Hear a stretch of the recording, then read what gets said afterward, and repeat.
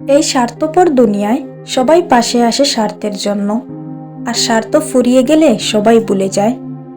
আবার রবের কাছে আমরা যাই স্বার্থের জন্য, আর স্বার্থ ফুরিয়ে গেলে আমরাই ভুলে যাই। কিন্তু পার্থক্য কি জানেন?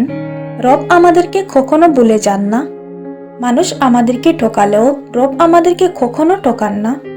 তাই আমাদের উচিত বিপদে হোক বা কারণে কিংবা নিজের জন্য রবের কাছে যাওয়া উচিত, মানুষের কাছে নয়।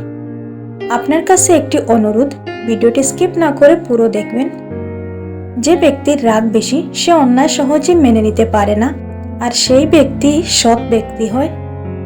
কেউ যদি আত্মসম্মানে আঘাত করে তাহলে তার থেকে দূরে থাকুন, কারণ প্রশ্রয় পেলে সে একই কাজ আবারও করবে। আর জীবনে কোনো কিছু থাকুক বা না থাকুক, আত্মসম্মানে কখনো আঘাত আসতে দিবে না। দূর থেকে মানুষকে অনেকটা সুখী দেখা যায়, কিন্তু কাছে থেকে দেখলে বোঝা যায় মানুষটা আসলেই কতটা সুখী।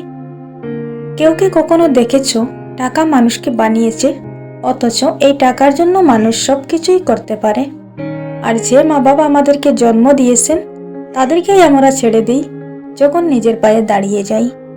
যে অন্যের সাহায্যে উপরে উঠে সে সিঁড়ির খবর কি জানবে? যে নিজের পায়ে একটি একটি করে সিঁড়ি বেয়ে উপরে উঠে তাকে জিজ্ঞেস করো সিঁড়ি কয়টি ছিল। বিষাক্ত সম্পর্কের চাইতে একাকিত্ব অনেক ভালো। ক্ষতস্থান শুকিয়ে গেলেও দাগ অনেক সময় থেকে যায়। রাগান্বিত হয়ে গেলেও একটু পরে রাগ কমে যায়, কিন্তু রাগের মাথায় দেওয়া অনেক আঘাত সারা জীবন থেকে যায়। জানেন, আমরা নিজেরাই আমাদেরকে ছোট ভেবে নিই। কেউ রূপের জন্য, কেউ জ্ঞানের জন্য, কেউ টাকার জন্য, কেউ আবার শারীরিক গঠনের জন্য। অথচ আমরা জানি না যে সৃষ্টিকর্তা আমাদের কাউকে ঠকাননি। যাকে রূপ দেননি তাকে হয়তো জ্ঞান দিয়েছেন, যাকে ফর্সা দেননি তাকে মায়াবী চেহারা দিয়েছেন। কারো বা টাকা নেই কিন্তু মেধা আছে, কারো আবার টাকা আছে কিন্তু শিক্ষা নেই। তাই নিজের দোষ নয়, গুণ খুঁজেন, জীবনে কাজে লাগবে।